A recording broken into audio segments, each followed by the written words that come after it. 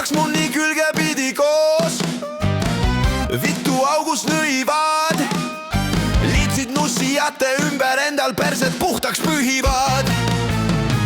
Liitsid karjuvad kõik koos pange persega, vittu nuss on aegunud taktika. Tartu linnas leivapoes perse nuss on jälle moes, ei ole keegi peast soe, sita augu närvid mõnu ootavad, et perse omanik saaks karjuda.